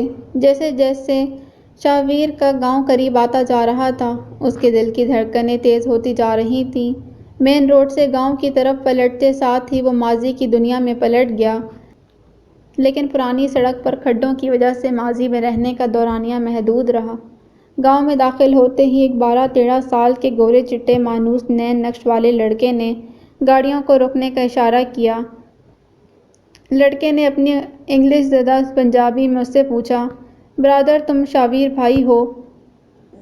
اس نے مسکراتے اس بات میں سر ہلایا۔ اشارہ ملتے وہ چوئنگم چباتے ہوئے بولا، لیٹس فالو می۔ لڑکا 2-3 گلیوں میں سے ہوتا ایک جدید طرز کے بنے مکان کے سامنے رکتے بلند آواز میں بولا، گیسٹ آ گئے۔ اس بنگلہ نما گھر کو شاویر پہلی دفعہ دیکھ رہا تھا، لیکن یہ جگہ آج تک نہیں بھولا تھا۔ ہر مشکل میں یہی تو جائے پناہ ہوتی تھی۔ اس نے گاڑی بند کی اور سب کو نیچے اترنے کا اشارہ کیا۔ اتنے میں گیٹ کھلا اور ایک خوبصورت چادر میں لپٹی پیارے نین نقوش والی ادھیڑ عمر عورت باہر نکلی۔ وہ بازو پھیلائے دھاڑے مارتے اس کی طرف بڑھی اور گلے لگ کر رونے لگی۔ رات کی تاریکی کے باوجود 14 سال بعد شاویر اپنی استانی باجی کو پہچان گیا۔ اسے چومنے چاٹنے کے بعد وہ دانیہ کی بلائیں لینے لگیں۔ پھر اچانک گیٹ کے سامنے عورتوں کا جمگھٹا سا لگ گیا۔ اس بڑھتے ہوئے رش کو کم کرنے کے لیے پھپھو سخت لہجے میں بولی، لڑکیوں مہمانوں کو گھر میں لے جاؤ اور باقی سارے لوگ اپنے اپنے گھروں کو جاؤ۔ مہمان لمبے سفر سے تھکے آئے ہیں، صبح مل لینا۔ محلے کی عورتیں ناک منہ بسوڑتی واپس اپنے اپنے گھروں کو چلی گئیں اور استانی باجی مہمانوں کو گھر کے اندر لے آئیں۔ مہمانوں کو پرتکلف ڈنر کرانے کے بعد سفر کی تھکان اتارنے اپنے اپنے مخصوص کمروں میں جانا پڑا، لیکن دلہا دلہن کے نصیب میں آرام کہاں۔ خاندان کی عورتیں انہیں جھرمٹ میں لے کر بیٹھ گئیں۔ استانی باجی اتنے عرصے لاتعلق رہنے پر دانیہ کے سامنے ہی شاویر کی کلاس لینے لگیں۔ اچھی طرح ڈانٹنے کے بعد اپنے بیٹے حمزہ کو متعارف کرواتے بولیں، یہ تمہارا چھوٹا بھائی ہے حمزہ۔ شاویر کو حمزہ بالکل ماں کی فوٹو کاپی لگا۔ اسے گلے لگاتے بولے، ڈوڈ آئی ایم یور بگ برو، گاٹ اٹ؟ وہ مسکراتے متکلم ہوا، یس آئی نو، بہت سنا ہے آپ کے متعلق، ماما ہمیشہ آپ کی ایگزامپلز دیتی رہتی ہیں، بہت انسلٹ ہوئی ہے میری آپ کی وجہ سے، لیکن مل کر اچھا لگا، آپ سے نہیں بھابھی سے۔ حمزہ کے آخری الفاظ پر دانیہ نے ایک زوردار قہقہ لگایا، لیکن عورتوں کو اپنی طرف متوجہ دیکھ کر شرم سے سر جھکا لیا۔ پھپھو سے بھی کافی شکوے اور ڈانٹ سننا پڑی۔ رات 1 بجے کے قریب پھپھو کو ان پر ترس آ گیا، جو جان چھوٹی، ورنہ خواتین کا موڈ صبح تک جاگنے کا تھا۔ فجر کی نماز کے بعد شاویر اور یاسر دونوں ماموں وقار بھٹی کی قبر پر فاتحہ خوانی کے لیے نکل گئے۔ واپسی پر اپنی اپنی بیویوں کے لیے پھولوں کے گجرے لیتے ہوئے آئے۔ ناشتے کے بعد استانی باجی دلہن کو تیاری کے لیے یاسر کی گاڑی میں خانیوال کے مشہور بیوٹی پارلر لے گئیں۔ ڈاکٹر شازیہ بھی ان کے ہمراہ تھی۔ شاویر گھر میں اکیلا رہ گیا۔ کہنے کو تو ہر کسی سے خون کا رشتہ تھا، لیکن 15 سالوں میں پہناوے، زبان، رویے، انداز اور خیالات سمیت بہت کچھ بدل چکا تھا۔ ابھی وہ اسی شش و پنج میں تھا کہ وقت کیسے گزرے۔ حمزہ نے اطلاع دی کہ کچھ مہمان بیٹھک میں اس کا انتظار کر رہے ہیں۔ جا کر دیکھا تو وہ پرائمری کے کلاس فیلوز تھے۔ ان سے اچھی خاصی گپ شپ ہوئی، کچھ سنا کچھ سنایا۔ اتنے عرصے بعد پرانے دوستوں سے ملنا اچھا لگا۔ ان کی باتیں چل رہی تھیں کہ پھپھو زاد بھائی بیٹھک میں داخل ہوا اور اسے رف حالت میں دیکھتے بولا، ویر تم تیار نہیں ہوئے ابھی تک؟ تقریب شروع ہونے والی ہے، مہمان آنا شروع ہو گئے ہیں، دلہن بھی پہنچنے والی ہے اور تم ڈنگر بنے گھوم رہے ہو۔ شاباش جلدی سے تیار ہو جاؤ، تمہارے دوست ادھر ہی بیٹھے ہیں، کہیں نہیں بھاگے جاتے۔ چل میرے بھائی شاباش جلدی کر، تمہاری شیروانی باہر پڑی ہے۔ رات والے کمرے میں تو عورتیں ڈیرا لگائے بیٹھی تھیں، اسی لیے شاویر شیروانی اٹھا کے عورتوں سے بچتا اوپر والی منزل کے ایک نیم تاریک کمرے میں گھس گیا۔ وہاں بھی ایک عورت دوسری طرف منہ کیے کسی کام میں مشغول تھی۔ باقی سارے کمرے فل تھے، اس لیے وہ اس سے آزادانہ لہجے میں متکلم ہوا، پلیز آپ 10 منٹ کے لیے روم فری کر دیں، مجھے چینج کرنا ہے، سب رومز فل ہیں پلیز۔ شاویر کی درخواست بھری آواز پر وہ عورت پلٹی، جسے دیکھ کر وہ ٹھٹک گیا۔ نیم تاریک ماحول کی وجہ سے پہچان تو نہ سکا، لیکن جیسے ہی پہچانا الٹے پاؤں واپس پلٹا۔ اس سے پہلے کہ وہ کمرے سے باہر نکلتا، التجا بھری نسوانی آواز نے قدم روک دیے، خدا کے لیے 2 منٹ رک جاؤ۔ اس نے بنا رخ موڑے درست لہجے میں جواب دیا، کیوں؟ وہ عورت ہچکیاں لے کر رونے لگی اور ہچکیوں کے بیچ بولی، پلیز مجھے معاف کر دو، میں تمہاری بددعا کے حصار میں رہ رہ کر تھک گئی ہوں، برباد ہو گئی ہوں۔ دیکھو، وہ اس کی طرف بڑھی۔ میں کہیں لگتی ہوں رابی؟ شہبیر قدموں کی چاپ سنتے ہی مڑا اور ڈانٹتے ہوئے بولا، خبردار، ایک قدم بھی میری طرف نہیں بڑھانا۔ جہاں ہو وہیں رک جاؤ، میں تمہاری چالاکیوں میں آنے والا نہیں۔ اب میں اپنی دنیا برباد نہیں کرنے دوں گا۔ وہ ملتجیانہ لہجے میں بولی، قسم سے مجھے کچھ نہیں چاہیے، بس معاف کر دو۔ مجھ سے جو کچھ بھی ہوا نادانی میں ہوا، نہیں معلوم تھا کہ اتنا بڑا بکھیڑا ہو جائے گا۔ تمہارے جانے کے بعد میں روز ندامت سے مرتی رہی ہوں۔ تمہاری خاموش سسکیوں نے میرے سے جو انتقام لیا، میرے ساتھ جو کیا ہے، وہ خدا کسی بیری دشمن کے ساتھ بھی نہ کرے۔ شہبیر دروازے کی چوکھٹ پکڑتے بولا، دیکھو، مجھے تمہاری زندگی سے کوئی سروکار نہیں۔ جاؤ، تمہیں معاف کیا، لیکن میں نے معاف تو کر دیا ہے، برداشت نہیں کر سکوں گا۔ سو پلیز میری زندگی سے اتنا ہی دور رہنا جتنا 14 سالوں میں رہی ہو، ورنہ مجھ سے برا کوئی نہیں ہوگا۔ وہ اپنی بات کہہ کر کمرے سے نکل گیا۔ ساتھ والے کمرے میں کچھ بچیاں تھیں جنہیں نیچے بھیج کر وہ واش روم میں گھس گیا۔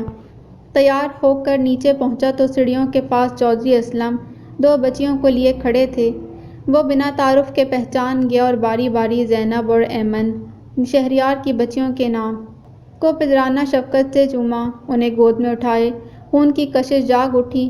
ان کے باپ سے مخالفت اپنی جگہ، لیکن یہ تو اپنا خون تھا، اپنی بیٹیاں۔ بچیوں کی ماں بھی وہاں موجود تھی، چھوٹے قد لیکن دلکش نئے نقوش کی مالکہ خاتون بھلی مانس لگی۔ ویسے بھی اس کے دل میں باوفا لوگوں کی بہت عزت تھی۔ وہ انہیں مخاطب کرتے بولا، بھابھی، زینب کے ابو کدھر ہیں؟ وہ کنکھیوں سے سسر کو دیکھتے بولی، بھائی، دل تو ان کا بھی بہت تھا، لیکن کچھ مجبوریوں کے سبب نہیں آ سکے۔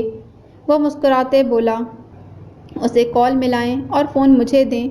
مسرت نے فون ملا کر اسے پکڑا دیا۔ رنگ جا رہی تھی، چوتھی رنگ پر کال اٹینڈ ہو گئی۔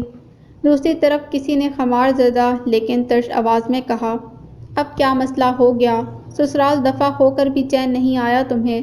خاموش کیوں ہو؟ بکو جو بھی بکنا ہے۔ وہ سپاٹ لہجے میں بولا، ہمارا سب سے بڑا مسئلہ یہ ہے، تیرے جیسا نالائق اس خاندان میں پیدا ہو گیا، جسے نہ ڈھنگ سے محبت کرنی آئی نہ نفرت۔ کوئی رشتہ تو ڈھنگ سے نبھا لو۔ دوسری طرف سے استفہامیہ پوچھا گیا۔ شہبیر، اس نے طنزیہ لہجے میں جواب دیا، شکر ہے شہریار، تجھے میرا نام یاد ہے۔ شہریار ترکی بترکی بولا، تو میں کیسے بھول سکتا ہوں؟ ساتھ پیدا ہونے والے کب بھولتے ہیں؟ شاید بھول ہی جاتا، لیکن جب بھی چلتا ہوں تو ہر قدم پر یاد آتا ہے۔ وہ سپاٹ لہجے میں گویا ہوا، مجھے بھی تم کبھی نہیں بھولے، ہر لمحے، ہر گھڑی اور ہر قدم پر یاد آئے۔ شہریار نے جواب دیا، کاش اس دن ہم نے چاچے اسحاق کی بات مان لی ہوتی تو دونوں کے سپنے نہیں ٹوٹتے۔ شہبیر نے بات کاٹ دی، ہم نے نہیں، صرف تم نے۔ شہریار تعصب بھرے لہجے میں بولا، سچ کہہ رہے تم، میرے سارے مسائل کی وجہ میں خود ہوں۔ شہبیر چپ رہا، کچھ نہیں بولا۔ وہ اپنی بات جاری رکھتے بولا، لیکن کچھ قصور تمہارا بھی ہے، تم ہر چیز میں مجھ سے بہتر تھے۔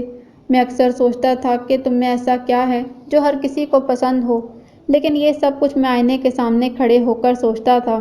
کاش آئینے کے بجائے گریبان میں دیکھ کر سوچتا تو آج حالات مختلف ہوتے۔ تم سے جیتنے کے چکر میں خود سے ہی ہار گیا۔ چند سال تمہاری گھر بدری کو میں اپنی جیت سمجھتا رہا، لیکن بعد میں پتہ چلا وہاں ہی سے تو میری ہار کی شروعات ہوئی۔ تیرے جانے کے بعد میں ہارتا ہی رہا، محبت، گھر، رشتے اور دوست سب ہار گیا، بس نفرت جیت گئی۔ بہت جی تھا تمہاری خوشی میں شرکت کروں، لیکن میرا جیسا لوزر تمہاری خوشی میں شرکت تو دور، تم سے معافی مانگنے کے بھی قابل نہیں۔ شہبیر فراست بھرے لہجے میں بولا، تم ماضی تو بدل نہیں سکتے، کم از کم حال تو سدھار لو۔ اگر اپنی بیوی بچوں کو اسی طرح اگنور کرتے رہے تو جو پاس ہے وہ بھی گنوا دو گے۔ بہت پیاری بچیاں ہیں تمہاری، تم ان کے ساتھ وہ سلوک مت کرو جو ہمارے والدین نے ہم سے کیا۔ ان کے پاؤں میں اپنے ماضی کے کانٹے مت بچھاؤ۔ اور جہاں تک رہی میری بات، بچیوں سے اچھا سلوک رکھو گے تو میں بھی معاف کر دوں گا۔ اللہ تمہیں ہدایت دے۔ وہ فون واپس پکڑا کر بیٹھ گیا۔ مہمان دھیرے دھیرے پہنچنا شروع ہو گئے۔ 11 بجے کے قریب یاسر جب دلہن سمیت تینوں خواتین کو لے کر پہنچا تو ساتھ ایک گاڑی اور بھی تھی جس میں عبداللہ اینڈ پارٹی تھی۔ ہلکے سے میک اپ میں دانیہ کا حسن قہر ڈھا رہا تھا۔ دیکھنے والوں کی آنکھیں چندیا گئیں۔ 11:30 بجے رسمیں شروع ہو گئیں۔ پورے علاقے میں چودھری اسلم کی بہو کے حسن کا ڈنکا بج چکا تھا۔ گاؤں کی عورتیں اشتیاق بھری نظروں سے دلہن کو دیکھنے آ رہی تھیں اور جاتے ہوئے ان کی زبان پر مدعا سرائی تھی۔ 11:30 بجے رسمیں شروع ہوئیں جو پون گھنٹہ جاری رہیں، پھر مہمانوں کے لیے کھانا کھول دیا گیا۔ ولیمے کا انتظام حویلی اور ڈیرے پر مشترکہ طور پر کیا گیا تھا۔ یہ پرتکلف تقریب تھی۔ مقامی شرفاء سمیت آس پاس کے کئی گاؤں مدعو تھے۔ لاتعداد دیگیں ایک قطار کے اندر پک رہی تھیں۔ لوگوں نے ڈٹ کر کھایا اور دعائیں دیتے ہوئے گئے۔ چودھری صاحب کی طرف سے لاگیوں کو منہ بولا انعام ملا۔ شام ڈھلے یہ تقریب اپنے اختتام کو پہنچی۔ یہ ایک تھکا دینے والا دن تھا۔ عصر کے بعد جب مہمانوں کی چہل پہل ختم ہوئی تو چودھری اسلم، آنٹی نین اور ڈاکٹر صبا کی فرمائش پر پنڈی سے آئے مہمانوں کو زمین اور باغ دکھانے لے گیا۔ یاسر شازیہ کو لے کر والدین سے ملنے اپنے گاؤں نکل گیا۔ دانیہ 3 دن سے چلنے والی تقریبات اور لمبے سفر سے تھک گئی تھی، اسی لیے معذرت کرتی آرام کی غرض سے اپنے کمرے میں چلی گئی۔ شاہویر کو جیسے ہی تنہائی میسر آئی وہ بچپن کے گوشہ عافیت یعنی چھت پر آ گیا۔ چاروں طرف نظر دوڑائی تو اجنبیت کا احساس ہوا۔ سب کچھ تبدیل ہو چکا تھا۔ پورا گاؤں بدل گیا۔ ہر طرف پکے مکان تھے۔ کبھی ان کی حویلی سب سے شاندار ہوتی تھی لیکن اب اس کی حالت بھی والدین کی طرح خستہ حال تھی۔ وہ وہاں پڑی ایک چارپائی پر بیٹھ گیا۔ اس چھت سے کئی یادیں وابستہ تھیں۔ یہی مقام تھا جہاں چاند تاروں سے گفتگو کرتا۔ یہاں پہنچتے ہی اس پر خود کلامی کا دورہ پڑ جاتا۔ وقت کبھی یکساں نہیں رہتا، اس کے بدلتے ہی لوگ، مقام، رویے اور حالات سب بدل جاتے ہیں۔ اسے کسی کے سیڑھیاں چڑھنے کی آواز سنائی دی۔ ذہن میں سوال بیدار ہوا کہ آنے والا کون ہے، لیکن وہ مڑا نہیں بلکہ سامنے کھیتوں میں سنہری مائل گندم کو دیکھتا رہا۔ وہ جانتا تھا کم از کم نوارس چودھری اسلم تو نہیں ہو سکتا۔ نوارس ساتھ والی چارپائی پر بیٹھ گیا۔ وہ مرد نہیں خاتون تھی، اس گھر کی ملکہ، چودرانی عظمیٰ بی بی۔ کچھ دیر دونوں چارپائی پر خاموش بیٹھے رہے۔ چودرانی نے مدھم لہجے میں گفتگو کا آغاز کیا۔ بہت بہت خوبصورت ہے تمہاری بیوی۔ اس نے پلٹ کر طنزیہ نظروں سے چودرانی کی طرف دیکھا۔ وہ نگاہوں کی پرواہ کیے بغیر بولی، میں نہیں بلکہ پورا گاؤں ہی یہی کہہ رہا ہے۔ شاہویر نے سامنے دیکھتے جواب دیا، تھینک یو۔ دونوں کے درمیان خاموشی حائل ہو گئی۔ پھر ضعیف لیکن سریلی آواز نے خاموشی کے راز کو توڑا، میں ہمیشہ سمجھتی رہی تم اسلم جیسے ہو، لیکن میں غلط تھی۔ تم اسلم نہیں بلکہ میرے جیسے ہو۔ شاہویر نے حیرت سے ماں کو دیکھا۔ اسے ایسی بات کی توقع نہیں تھی۔ چودرانی بات جاری رکھتے بولی، وہی حالات سے ہار نہ ماننے کی ضد، وہی پریشانیوں سے لڑنے کی جنگجو طبیعت، وہی منزل پا لینے کا حوصلہ، وہی اپنی ذات پر اعتماد۔ لیکن تم سوچ رہے ہوگے کہ یہاں یہ شکست خوردہ بڑھیا اور کہاں میرے جیسا فاتح۔ یہ موازنہ ہی غلط ہے۔ بڑھیا سٹھیا گئی ہے۔